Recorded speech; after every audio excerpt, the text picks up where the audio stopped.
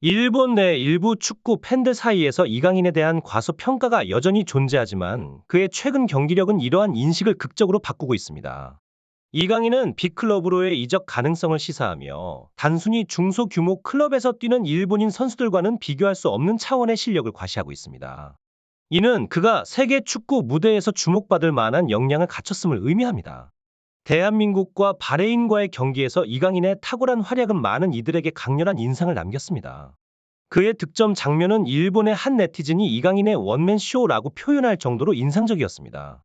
이강인이 넣은 두 골은 경기의 중요한 순간에 나온 것으로 그의 기술과 경기 이해도를 입증하는 순간이었습니다. 경기 후 공개된 이강인의 경기 통계는 많은 이들에게 그의 뛰어난 실력을 다시 한번 확인시켜 주었습니다. 한편 프리미어 리그에서 활약하는 손흥민 선수는 이번 경기에서 평소와 다른 모습을 보였습니다.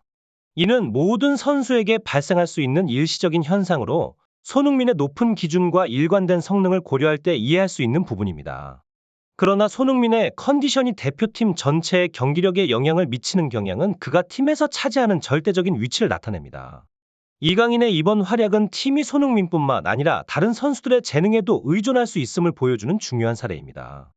일본의 축구 관련 매체들도 이강인의 활약에 주목하고 있습니다.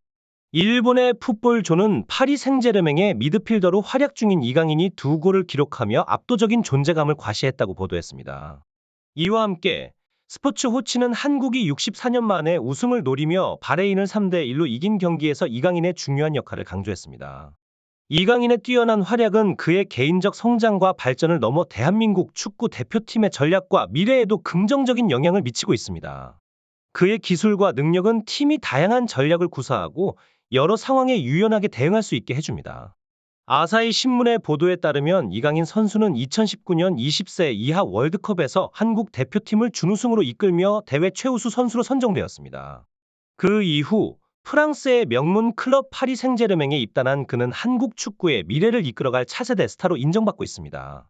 일본 네티즌들 사이에서도 이강인의 실력을 인정하는 분위기가 형성되고 있으며 일본과의 경기에서 그의 활약에 대한 기대감이 높아지고 있습니다. 이강인의 첫 골은 거의 불가능에 가까운 완벽한 슛이었습니다. 골키퍼가 손쓸 수 없는 궤적을 그리며 골대 안으로 들어간 그의 슛은 많은 이들에게 깊은 인상을 남겼습니다. 그러나 이번 대회에서 한국 대표팀의 전체적인 전력은 다소 약해 보였고 김민재와 손흥민의 평소보다 떨어지는 경기력도 눈에 띄었습니다. 이강인이 없었다면 한국은 대회에서 예상치 못한 결과를 만들었을 것입니다. 이강인의 수준은 아시아 축구 무대를 넘어서는 것으로 평가되고 있으며 일본의 쿠보와 비교했을 때도 그가 한 단계 더 높은 수준에 있음이 분명해 보입니다. 한국 축구팀은 이제 이강인의 팀으로 거듭나는 듯한 모습을 보여주고 있습니다. 한국은 더 이상 손흥민에게만 의존하는 팀이 아니라 이강인이 중심이 되어 경기를 이끌어 가고 있습니다. 이강인이 기록한 두 골은 선수의 퀄리티를 여실히 보여주는 장면이었습니다. 여기에 더해 황희찬과 같은 선수들이 합류한다면 한국은 일본을 상대로 강력한 경쟁력을 발휘할 수 있을 것입니다. 일본의 매체들도 이강인과 쿠보의 친분에 주목하고 있으며 두 선수가 결승에서 만나게 된다면 그들의 맞대결은 큰 볼거리가 될 것으로 예상됩니다. 쿠보는 대회 전 인터뷰에서 이강인과 결승에서 만나고 싶다는 바람을 표현했으며 만약 한국과 일본이 결승에서 맞붙게 된다면 이강인과 쿠보의 맞대결은 아시아 축구 팬들에게 큰 관심을 끌 것으로 보입니다. 일본 네티즌들마저 홀려버린 이강인의 경기력은 그의 높은 기술과 전술적 이해도를 반영합니다. 이강인의 뛰어난 경기 스탯은 믿기 어려울 정도로 인상적입니다.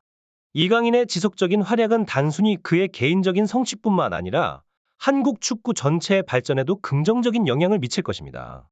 이강인 선수의 두 골은 그의 축구에 대한 깊은 이해와 기술적 능력을 동시에 보여주는 장면이었습니다.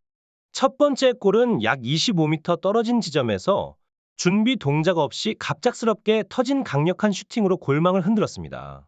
이강인의 발목에서 나온 대포알 같은 슛은 골대 밖에서 안으로 휘어 들어가는 놀라운 궤적을 그렸습니다. 이 장면은 그의 슈팅력과 발목의 강력한 힘이 어떠한지를 증명하는 순간이었고 대한민국이 아시안컵에서 상대 팀들에게 강력한 인상을 남기는 계기가 되었습니다. 두 번째 골에서는 이강인의 침착함과 정확한 타이밍 감각이 돋보였습니다.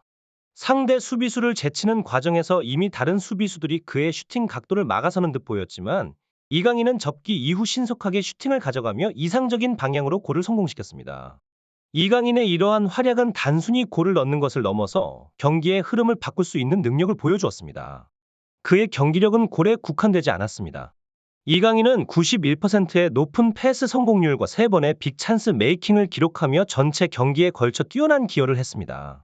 그의 포지션에서 시도하는 공격적인 패스는 후방에서의 빌드업이 아닌 고위험 고수익의 도전적인 패스였습니다. 이러한 고난도의 패스에서도 91%의 성공률을 달성한 것은 이강인의 패스 능력과 경기에 대한 이해도가 얼마나 뛰어난지를 보여줍니다.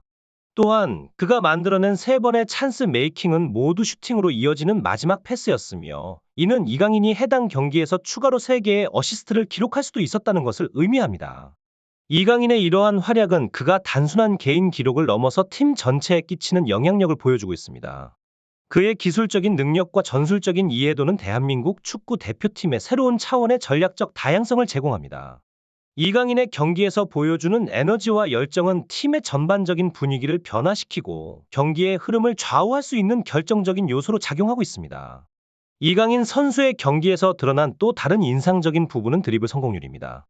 그는 경기 중 무려 11번의 드리블을 시도하여 그중 7번을 성공시켰습니다. 이는 높은 64%의 성공률을 나타냅니다. 한 경기에서 이렇게 많은 드리블을 시도하고 그것을 대부분 성공시키는 것은 이강인의 운동 능력과 기술적인 수준이 얼마나 뛰어난지를 보여주는 증거입니다. 이강인의 크로스 능력도 주목할 만합니다. 그는 6번의 크로스 시도 중 3번을 성공시켜 50%의 성공률을 기록했습니다. 일반적으로 크로스의 성공률이 20% 정도면 매우 좋은 것으로 평가되는데, 이강인은 이를 훨씬 넘어서는 수치를 보여주었습니다. 이는 그의 정확한 판단력과 탁월한 기술이 어우러진 결과라고 볼 수 있습니다. 수비적인 부분에서도 이강인은 중요한 역할을 했습니다. 그는 4회의 볼 리커버리를 기록하며 수비에도 적극적으로 참여했습니다. 볼 리커버리는 상대에게 뺏긴 볼을 다시 찾아오는 것을 의미하는데, 이는 선수의 집중력과 끈기를 보여주는 지표입니다. 이강인은 공격뿐만 아니라 수비에서도 팀에 기여하는 모습을 보여주었습니다. 축구 분석 매체 소파스포츠는 이강인의 이러한 활약을 높이 평가하여 이번 대회에서 가장 높은 9.7점의 평점을 부여했습니다. 이는 이번 대회에 출전한 선수들 중에서 가장 뛰어난 활약을 했다는 의미입니다. 첫 경기부터 차원이 다른 활약을 보여준 이강인은 대한민국 대표팀의 우승뿐만 아니라 개인적으로도 MVP와 같은 상을 받을 가능성이 높아 보입니다.